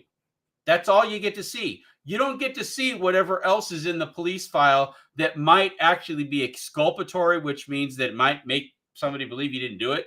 You don't get to see any of that. And the police aren't going to ever show that. The only reason that you have this information and that we're even talking about it right now is because the Center for Investigative Journalism sued the Vegas Police Department, sued the city of Las Vegas, and a judge said you can't hold on to all of it, so you've got to cut loose stuff. And they cut loose portions of that report of the police files, and they gave reasons why they didn't, but they made an accounting of all the police records that they have. Okay? So between that set of documents and the set of documents that Russ Poole had in his investigation that he got from Vegas PD, we have a rather probably half-complete entire case binder. Out of the 5 binders, we're probably 2.5 binders at this point of reports. And they're legitimate. So when you look at all of that information, they're not going to tell you about the white car that was stolen and recovered. In fact, that's supposed to be some sort of ancient Chinese secret. Okay? Well, we know about it. So it's worth asking the question, is it better to just not say anything about it? Or is it better to say something about it and say, well, we had this white Cadillac that was recovered within hours of the shooting. Imagine that. And we took fingerprints and palm prints, but it doesn't match Keith Davis. Well, now a jury's going to go, well, that's kind of strike one, isn't it, right there? You got a car you thought was the car that was involved in the commission of a crime. It's evidence, and it just so happens to kind of like everything lines up as far as the car itself, and you're recovering all that. Was there more than one white Cadillac stolen that night? Let's ask. Because that's the next question that's going to be if they introduce that evidence, or they introduce, or if somebody finds out about that. The next question that somebody's going to ask with a half a brain is going to be not, do you still have your death row pendant? But they're going to ask, how many other white Cadillacs were stolen and recovered in Vegas that month? Forget about that night. Forget about that week. How about the whole month? How many white Cadillacs did you get? Because the argument is always going to be, oh, there's a lot of white Cadillacs. You know, there's so many people that had white Cadillacs. There was a white Cadillac that went to Suge Knight's house. Was that the same white Cadillac? Probably not. Maybe, maybe not. I don't know. But how many white Cadillacs were stolen, okay, and recovered or reported stolen in that month? Okay. Well, you'd think that that would be important, and somebody would ask that question, like a juror member, somebody would ask that question if it comes up in conversation. But the rule is they're not going to use that as a piece of evidence because it doesn't fit their narrative. It doesn't fit that we took it back to Compton as a rental car in Keith Davis's book. Okay. But the first thing I would do is I would say, okay, let's take you at your word, your statement of facts, and that one of the facts is that you believe everything in Keith Davis's book. Because if you don't, you got to pick out what you believe and what you don't believe. We're in trouble. Because how are you going to pick and choose out of somebody's book? Either he's telling you the truth and everything he said on TV is true, or he's a liar and he makes stuff up as he goes. That's your only choice. You got one, believe him or don't. That's it. That's all you have. But if you believe the white Cadillac and you look at the Vegas records and you say it was stolen and recovered, and you hear him tell a story about that they drove it back to LA and they went to a body shop and they fixed it before they returned it to the rental car company, which, by the way, would be very easy to track down and prove. Okay, then somebody's going to say, wait a minute, so we can't believe this guy because he told this whole story about the Cadillac. Yet you have a white Cadillac that was stolen and recovered right near the crime scene. What are the odds of that? Do you think somebody planted that white Cadillac down at 4100 Flamingo Road? Okay, do you think somebody just, oh yeah, let's go find a Cadillac and let's plant it there and let's put some handprints on it that don't match our guys? No. To me, that's a game changer because the minute that piece of evidence or that piece of information exists, it calls everything that's been said about that car for years into question, and at least begs the question to say, well, how many other stolen car reports did you get, Vegas PD, in that whole month of September or the month prior, August 6th to September 6th? How many white Cadillacs were stolen? 10, 5, 3? Okay, well, this is one of them. Okay. But is it a coincidence that you just happen to recover a white stolen Cadillac sitting in a parking lot hours after a shooting that happens to be right down the street? Am I missing something here? I don't know, knuckleheads. So let's keep moving. That was a bit of a rant, wasn't it?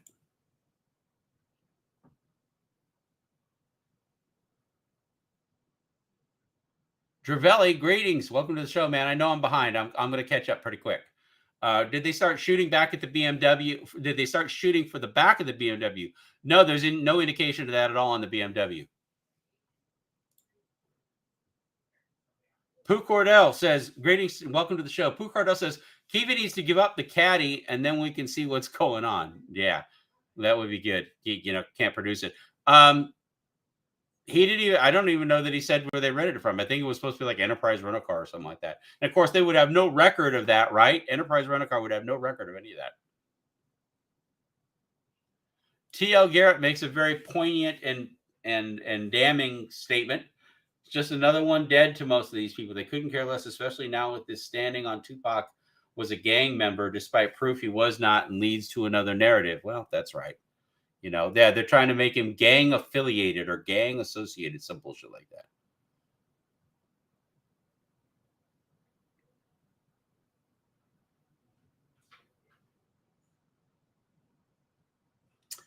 David C. Munoz, welcome to the show.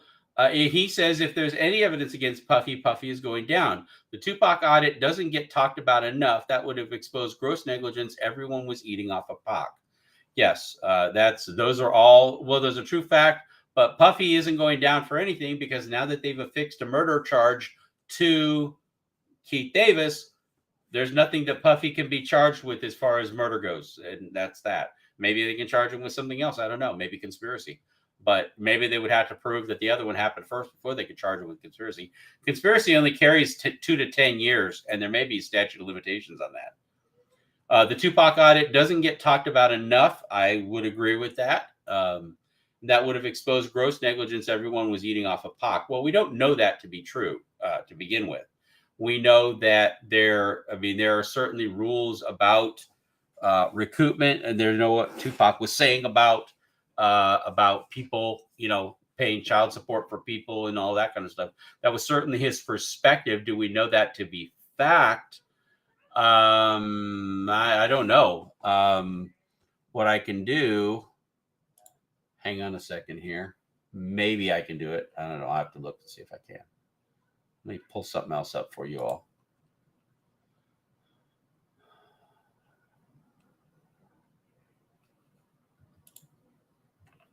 Let me see where this lives.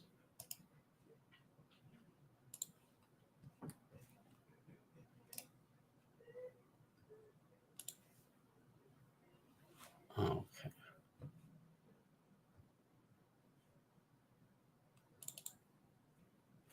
All right. So let me show you guys something here for a minute, because there's nothing better to explain something than real numbers or a real picture. Oh, I can blow it up. Okay, so this was offered as information here. I'm going to clear you here on this in the death row bankruptcy. Okay, this was what was prepared by the accountants for Tupac. And this is from, and funny enough, this is what was prepared by Interscope Records with the information provided by death row. So immediately you better question the source of the information, right? Especially when it comes to money. Okay, so the term is from 12 of 95 through 6 of 96. Here's what they said Tupac's situation was as of June of 96. Now, as June of 96, obviously, there hadn't been enough real time for the money to come in from All Eyes on Me. Not yet. It was getting there. Maybe September would have been the first time. Oh, you said September. Yeah, September would have been the first time real money would have been coming in from that. This is a royalty statement, pro forma royalty statement, but it might as well have been maybe a recoupment statement, because they said that he made $4.5 million off of in that time period. Now, we're not even talking about Machiavelli. We're not even talking about the best greatest Tupac's greatest hits. We're not talking about any other album that came out. This ends in June of 96, before he died. This is what they said. They said that he had this much money. Now they go down to royalties, and then they say recording fund, artist advances. So what that means is artist advances means what they've advanced Tupac, but also what's a recording fund? I don't know. I should ask Janie about that one. I may have to call her and ask her about that. What exactly is a recording fund? It sounds like a slush bucket to me. So they're saying that they took $2.7 million out of that. Then they made other payments, advancements with $2 million in video costs. Okay. Now I know that the Mad Max thing, that California Love, or what the Mad Max shoe was, that may have cost some money, but there's videos you can make for $250,000 that look like $2 million productions. And we all know how much productions inflate anyway. So between these two, the recording fund and the video costs, they kind of sunk him. Okay. And so your total expense there is that. And then on top of it, they put $1 million reserve on it. So at the end of the day, ladies and gentlemen, they say that at the end of all that time, for all those albums that were sold, Tupac actually owed Death Row and Interscope 1.6, almost $1.7 million.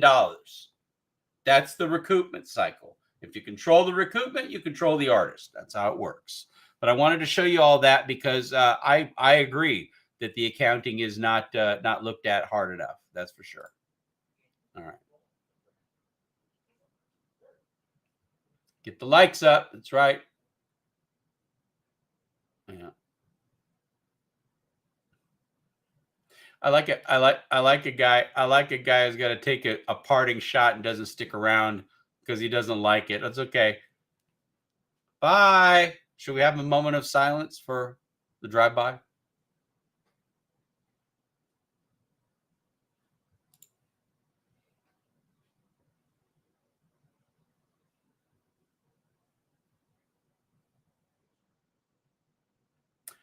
Well, David, I agree. Well, Tupac, again, it would have been a recoupment audit. It wouldn't have been a royalty audit because the money really hadn't started rolling in there. He might have actually seen what the report was about the units sold and all that. But if he hadn't started seeing the money yet, it wasn't a royalty audit. What it would have been was a recoupment audit where he would have said, show me everything that you've been charging to my account that makes up this $2 million or whatever it is you think that I owe you.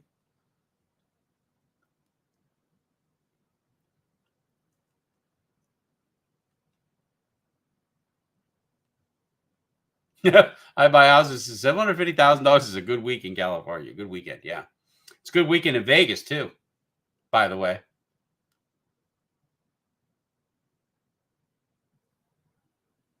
Brother Teresa hits in and says, yep, double jeopardy. That's what I said. Yep, you're right.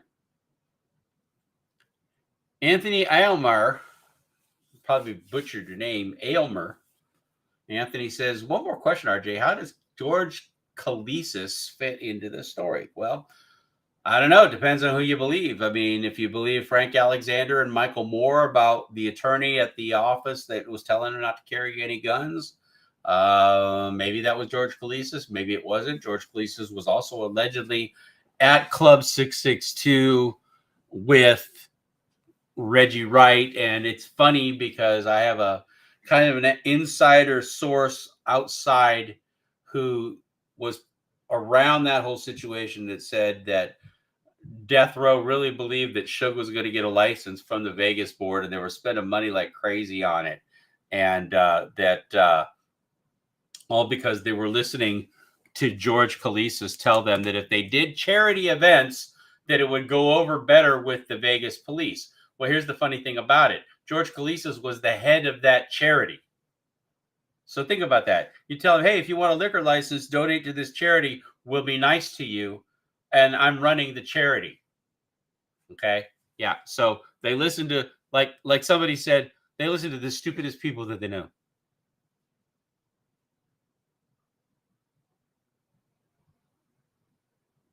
Yes. Jaziel Bey said, can you please tell everybody that Suge was never hit in the head? It was a glass fragment. Of course it was a glass fragment.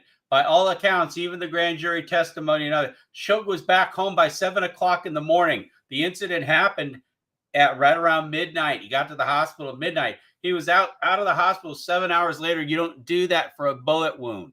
Doesn't happen. Okay. All right.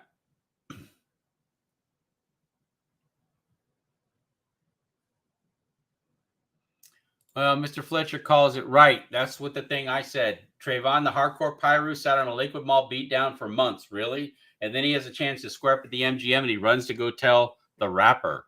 Yeah.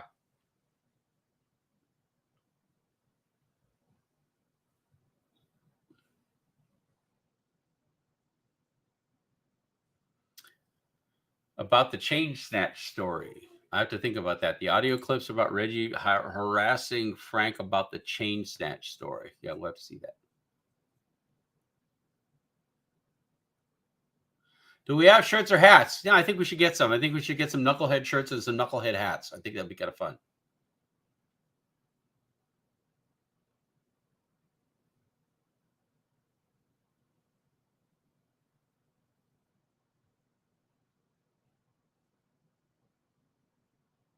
Thank you, R3 Deep. I appreciate it. Thank you so much for the super chat. It's always appreciated. You did it twice, man. Thank you. Wow, that's incredible. Thank you so much. It's all right. I do a little dance for $5. There it is. Okay. All right.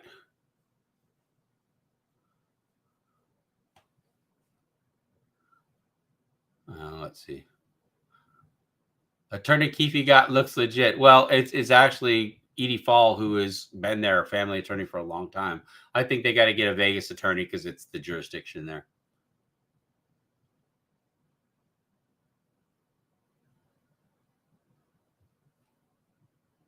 Who did he say to identify? Fula identified the driver, said he didn't identify. He just said that the driver had light skin. That's what he saw. That was it. And that's it. Well, King Birdie, welcome to the show. They're charging him as if he pulled the trigger when they should get him for conspiracy, accessory to murder. Well, that would have been the walk away. To me, I actually thought that's what they were going to do. I thought that they were going to charge him with conspiracy because in Nevada, it's a very low bar. You could convict anybody of that because if two people get together to do an illegal thing in Nevada, in federal law, you have to actually do the thing.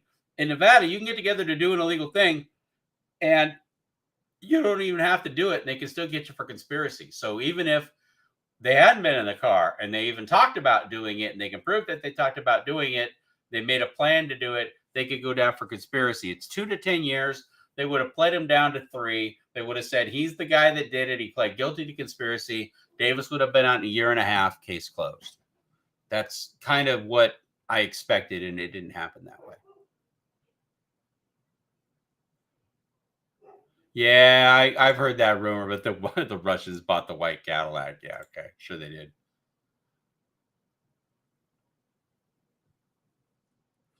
Well, Fletch, let me give you a hint here about this, okay? When you find out who's represented Davis, listen, I'm going to encourage everybody kind of don't. And the only reason I say kind of don't is because I'm sure that they will be reaching out to people that they think will help their case. And if they don't, then all the information you send them is a waste of time anyway, okay? But I'm sure that they will be reaching out to people that they think might be able to help their case because that's what they do. And at that time, maybe as you start to see where things are going, maybe that would be helpful. But I don't want to see them get bogged down in so much information or so much stuff that they're just like, oh, these people are crazy. I don't want to do that. Yeah, the Russians had a satellite on Vegas that night. Yeah, they were chasing him down. Get your popcorn ready, that's for sure.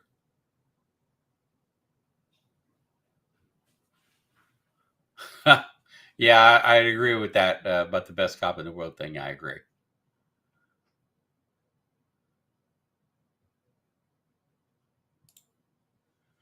Well, they were staying at the carriage house. I actually tried to get a bead on that. I haven't listened to all the interviews. I tried to get a bead, T.O. Garrett, on whether or not I know he said they parked it in a parking structure by the MGM on Koval and Harmon. Okay. Well, Flamingo is not Koval and Harmon, and it was definitely at Silver Sevens. It wasn't the one they recovered was at Silver Sevens. Now, could both be true? I don't know. Could they have recovered a stolen white Cadillac? And also, by the way, they parked a white Cadillac there. And by the way, has anybody, even him, addressed why the gun disappeared? Why, when he went back to the wheel well, why the gun wasn't there? By the way, don't you think somebody should ask that? That's kind of a missing bone of their things. So, yeah. All right, I'm gonna scoot because I'm getting ready to get done here, guys. Sorry. Let me just jump through here and just see if there's anything that you guys are making some amazing comments in here. I wish I could get to all of them.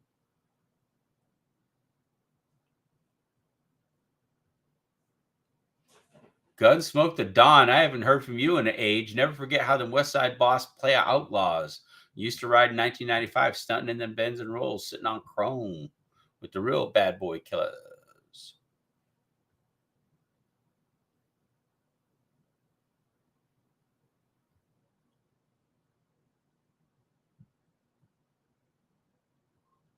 Yeah, Gunsmoke the Dawn did some quick math. I think you're absolutely right. It was like $150 million to the record label,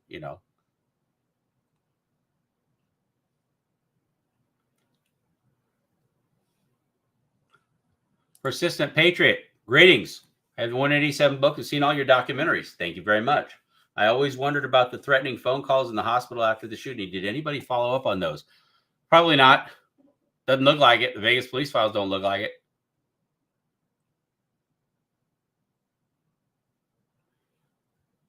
Oh, well, we're going to have to pull the Steve Strong thing out about that. Okay.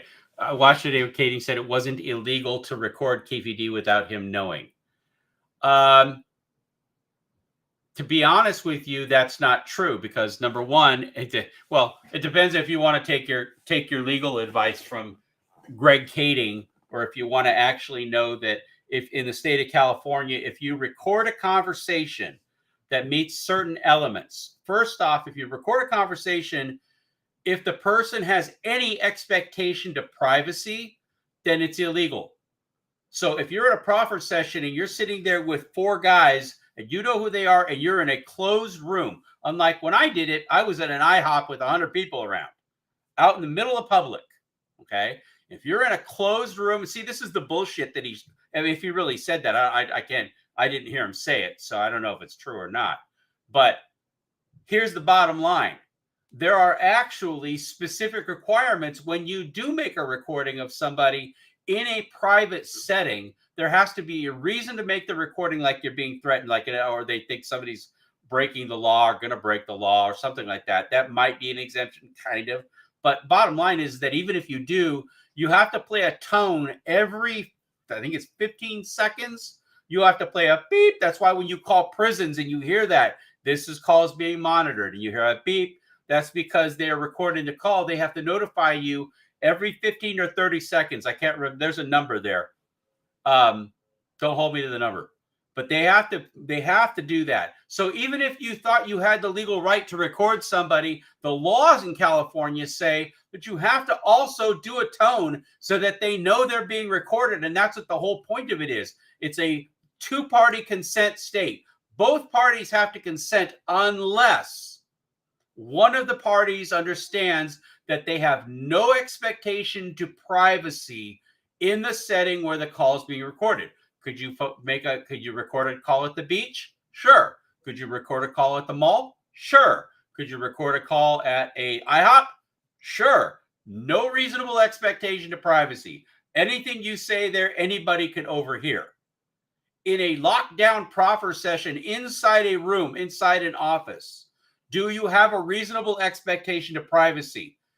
Hell yeah. In fact, you're being told everything is being kept quiet. So I don't know exactly what was said, but if that was what was said, that's the biggest bunch of malarkey I've ever heard. No, I don't think Keefe is going to make a deal. I don't. I think that the Vegas has raised the bar so high that they think they're going to get this guy. That what deal would he make? I mean, if he does have cancer like he says he's got, or he's never getting out of jail. He is never getting out of jail. 20 years to Keefe is a life sentence. Okay, 10 years to Keefe might be a life sentence if he's in his ill health as he's talked about.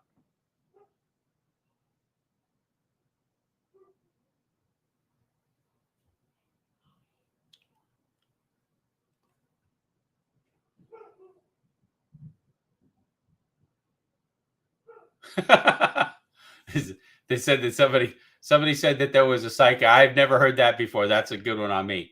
There was a psychic lady named Sloan Bella that said there was a lady in the backseat of the Tupac that night, and she pulled the trigger. Well, actually, funny because I actually heard somebody else actually throw that out there that maybe the gunshots actually came from the other way. The problem is the evidence doesn't support that, so neither do the pictures.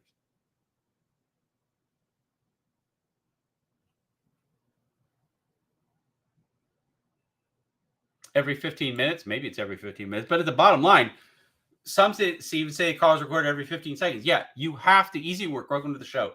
Yeah, you have to. Even if you're going to record it legally, and you have a reason to record it legally, because that's another thing. Frank Alexander recorded conversations with people. He thought his life was in danger, so any information he could get to record a threat or a perceived threat, or Michael Moore talking to him, or David Kenner talking to him, where there might have been a perceived threat to somebody who thinks their life is in danger, that's okay. You're allowed to do that. Okay. But even then, he kind of broke the law because you're supposed to let people know and put a beep tone on it and et cetera, et cetera. Okay. Bottom line is that you have to give the person every opportunity to understand that they're being recorded. Okay. Unless you're in public. And then at that point, it throws it all out the window because everybody can hear everybody. I can hear people at the next table are saying IHOP or whatever. I can do that and I can hear what they're saying. So at the end of the day, anybody who there's no expectation to privacy. You can record it all day. Just like if I went to the kids' school and I recorded something at the kids' school, I can do that. I can record a conversation with people that I'm talking to at the kids' school. There is no expectation of privacy. Now, that could be a little nuanced. If somebody goes with me into a private classroom where there's nobody else there and they think that we're being private and I'm still recording them, I got a problem. Okay, I got a problem. So that's what are you gonna do? What are you gonna do? You know, liar's a lie. That's all I can tell you. And so yes, of course he's gonna say those things, but hey, ignorance is ignorance. What can I tell you? Anyway, listen, guys, that's it. I'm done. I'm out. I thank you for a wonderful another live stream. I hope you learned something tonight about how grand juries work. I'll try to bring you more of that. You saw the latest on Keefe Davis, how things are going, and we definitely had a great time talking together. Big J says you can't record FBI either. That's right. FBI would have been. You saw the Steve Strong clip about his reaction when he heard the news that Mr. Kading had recorded conversations without anybody, even the FBI, knowing about it, or the ATF or whatever. So anyway, guys, it's been wonderful. Guys, hope you enjoyed the live stream. Hope you learned something tonight. That's the most important part of it. We had a good crowd, and we'll see you Sunday. And I got to think of something pretty big to beat the last couple ones. All right.